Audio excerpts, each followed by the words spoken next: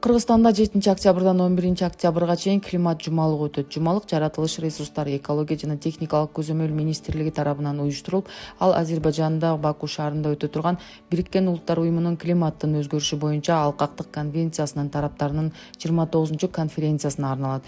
Климат жумалыгынын негизги максаты Кыргызстандын климаттын өзгөрүшүнө каршы күрөшүү, глобалдык температуранын жогорулашын басаңдатуу жана кесепеттерге ыңгайлашуу аракеттерине көңүл буруу.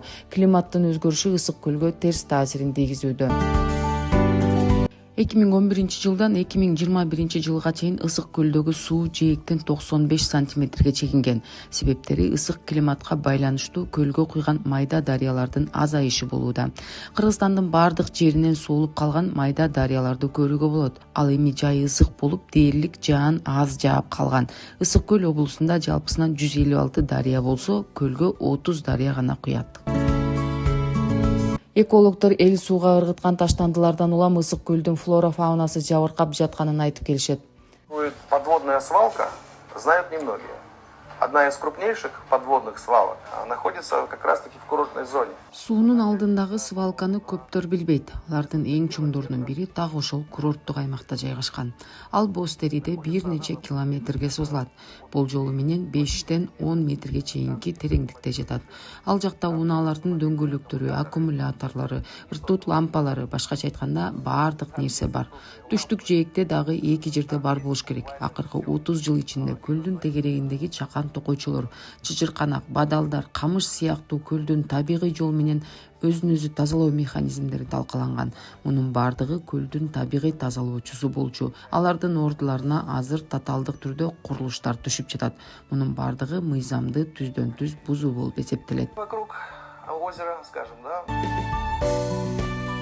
Адистер ысык көлдү коргоо үчүн алгач экологиялык мыйзамдарга аудит жүргүзүү керек деп эсептешет. Мыйзамдагы кемчиликтерди толуктап, башка блоктор менен биринчи кезекте экономикалык блок менен макулдашуу керек.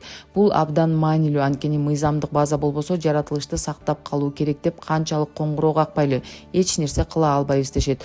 Ошол эле учурда Казакстандын эко-активисти көлдүн укугу бар экенин, аны жергиликтүү тургундар коргошу керектигин айтууда. Озеро Искуль – это одно из моих любимых озер в Центральной Азии. Ысык көл Борбор Азиядагы мен жакшы көргөн көлдөрдүн бири. Биз экология, экономика, жайгашуубуз боюнча бир аймакта болгондуктан дарыялардын же көлдөрдүн кайсы бир мамлекетке эле таандык эмес, ал жалпы Борбор Азияга таандык болот деп кабыл алышыбыз керек. Ошондуктан ысык көлдүн тагдыры мени ойлондурат. Албетте, бул биздин көл, бирок Кокус көлдө кандайдыр бир катастрофалык бир нерсе болсо, биринчи кезекте көлдүн жээгинде жашаган жергиликтүү элдер жабыркайт. Мунун баардыгы бизге жалпы Борбор Азия аймагына терс таасирин тийгизет. Ошондуктан Борбор Азия аймагы, бардык эко-активисттер, экологдор, окумуштуулар биригип, ысык көлдү ушундай калыбында сактап калууга жалпы аракетти көрүшүбүз керек. Себеби бул биздин аймактагы баардыгыбыздын көлүбүз. Хотелось, чтобы Центральноазиатский регион и активисты, эксперты, и жители также работали и вкладывались в то, чтобы сохранить исык и позаботиться о нем тоже, потому что это наше общее озеро в нашем регионе.